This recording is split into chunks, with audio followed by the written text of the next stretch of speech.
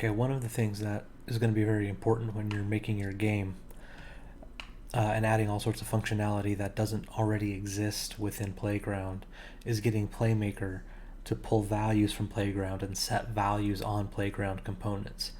So I'm going to go ahead and show you what we're going to walk through in this video. It's a little trap. So if you watch this red spaceship here, when it hits this red star, it will slow down. Oops, never mind, I disabled it. Okay, I'll re-enable it. Okay, so this ship is really moving slow now. And then after a set period of time, it speeds back up. Hits the trap, it's moving slow. Then it speeds back up. And if you, let's see here, let me select my ship. Where did he go? He was off this way. Let's get the ship back into frame for the scene. All right. Gonna select the ship in the scene view. And if you watch his movement speed right here, right, on his move script, his speed will drop when I hit the star. There it is. It went from 5 to 0.25. Then after a period of time, it goes back up to 5. Right, and I'm doing all of that with Playmaker.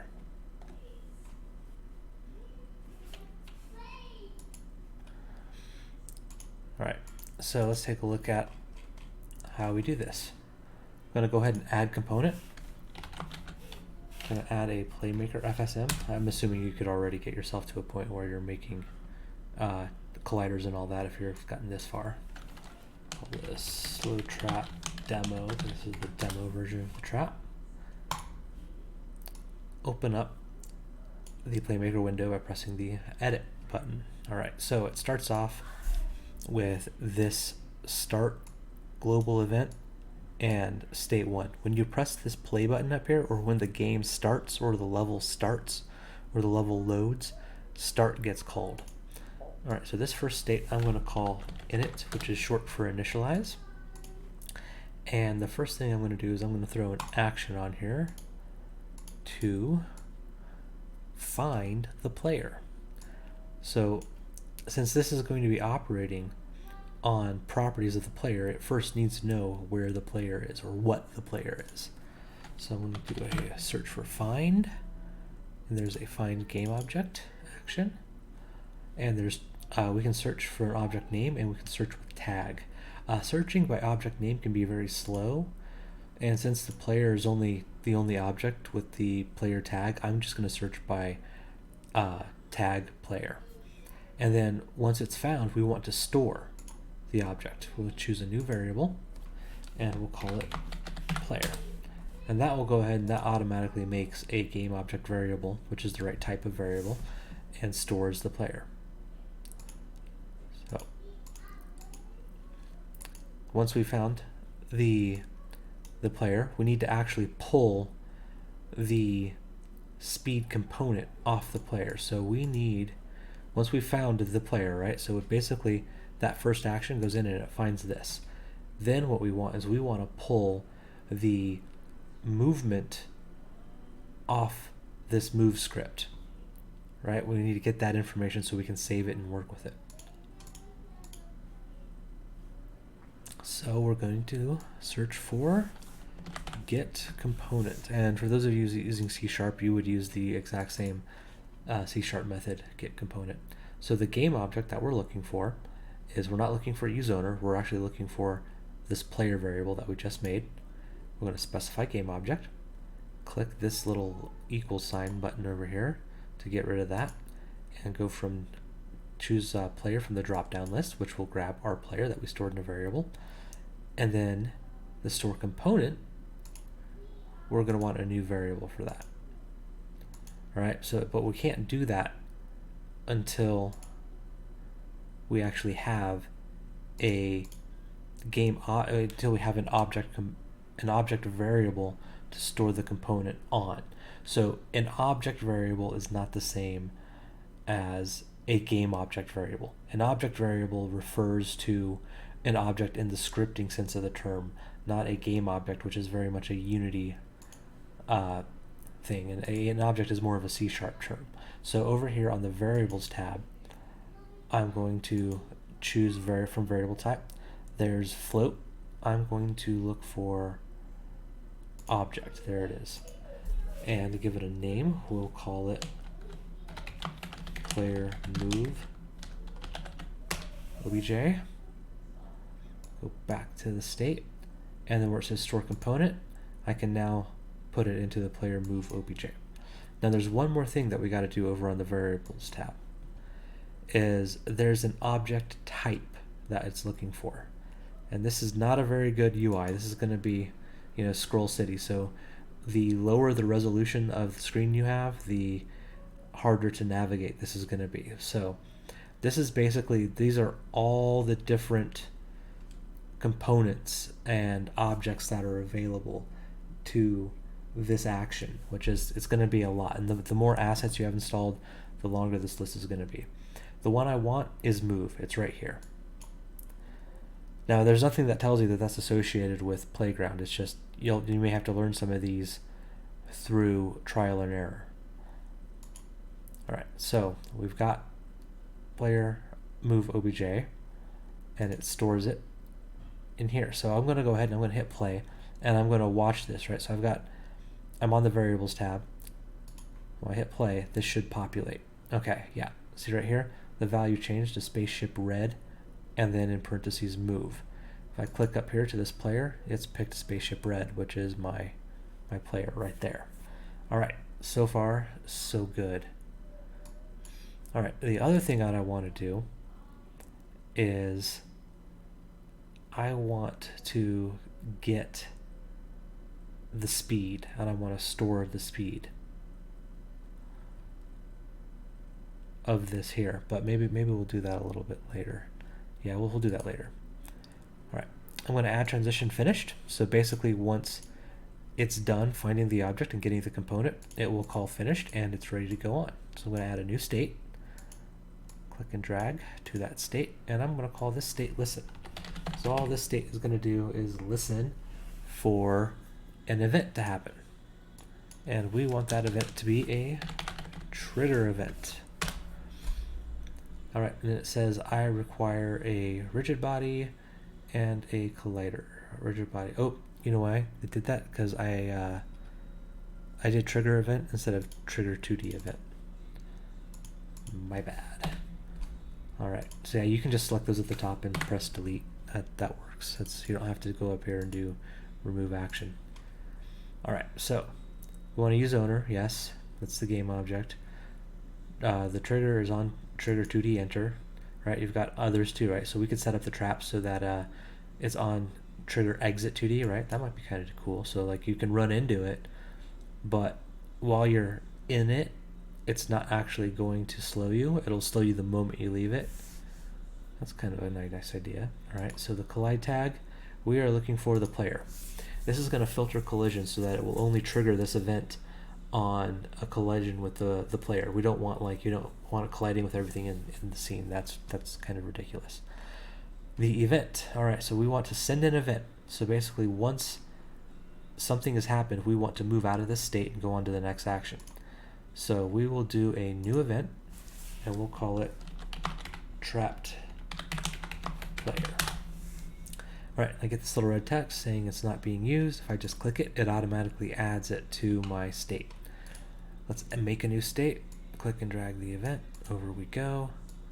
Rename this action state to slow player, because that's what we're going to be doing in this state, slowing the player. And to do that, now we need set properties, right? So we want to be able to set that speed that we're getting and saving with, come on, select the star, there we go, with this player move obj. So we've got no actions here. So let's go up here and search set property, double click. The target object is going to be the player move obj, and the property that we're going to set is going to be the speed, and the value we're going to set it to is going to be 0.25. All right. So that should, when we actually leave, right? So right now it's set up so that when we leave this, it will slow our player down. So let's see if that works. I'm gonna select the player, and we can just watch that, but we should also be able to see the effect of that. All right, yay, I'm in. Oh, yep, now it's slowed. The moment he left the star, he got slowed.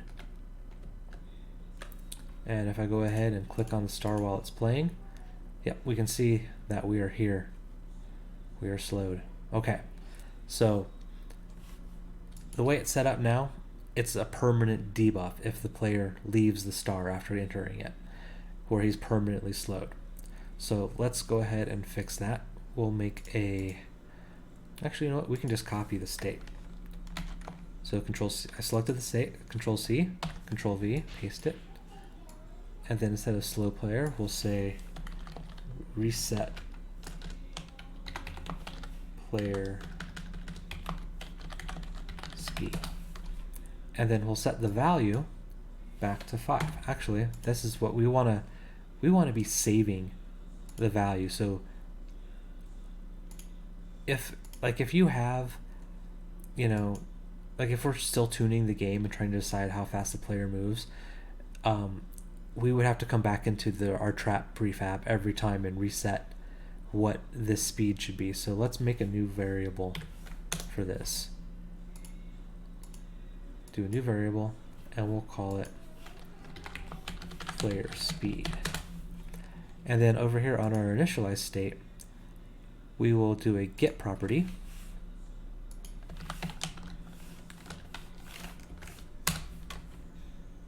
From the target object, which is going to be the player move object. The property is going to be speed, and we're going to store it in that variable I just made, which was player speed. Now in this state, I'll set the value back to what it was initially here. All right. So now let's add a transition. We want to add a wait, right? So right now, if I was just to add a finished here, basically the player would be slowed for 1 frame, if that, and then would go back to his normal speed. So let's do wait.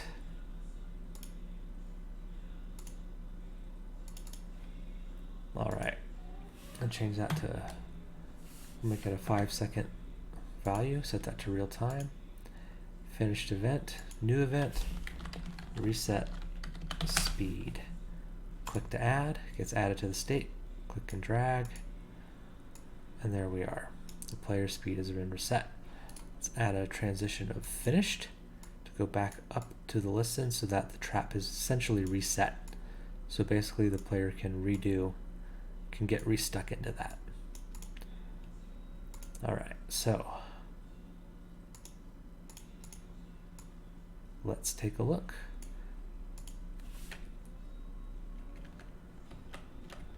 Yep. There we go. It works.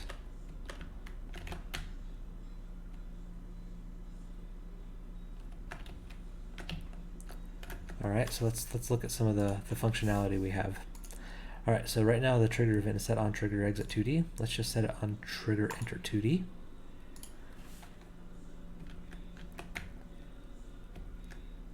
Okay, so as soon as I clipped the star, I was slowed. All right. You can set it to on trigger stay. This one might be kind of hard with the speed that my ship is at. Nope. Get a little bit of grace with on trigger stay.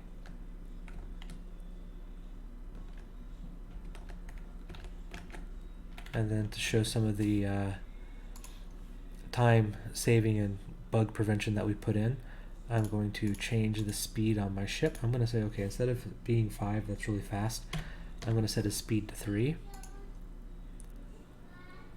And oops, I need to get out of the game first. All right, so yep, his speed is 3. Check the trap. I'm going to look at the player speed variable when I hit play, and instead of going to 5, that should go 3. Yep, so that's 3. So if I'm tuning the game and I'm trying to figure out how fast do I want this little ship to move,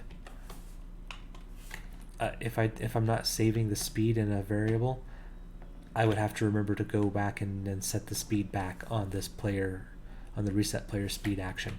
And I don't have to worry about that now since I'm actually pulling that information on initialize and saving it. So it's just, it prevents me from making an error by just setting things up a little bit cleaner. All right, so that's how you work with getting and setting properties in Playmaker. So let's just recap that real quick. The first thing you need to do is find the game object that you want to get the properties and set properties on. In this case, it's the player, and we're storing it by a tag. Just because this is slow doesn't mean you shouldn't use it, okay? If you need to use it, use it. After we've got our game object, we need to get the component, and we use this get component action, and we make a object variable, right? An object variable is different from a game object. And then after we've made our object variable, we set the object type so that it knows what it's looking for. So that for you C# people, that's basically find object of type, or get component and then the type of the component that you're trying to get. And then we want to get the property, right? So we wanted to read the speed off of that component. And then you're setting the speed of that component and resetting. Okay? So it's these three actions these two here, the find game object and then get component. That sets you up to use get property and set property. All right.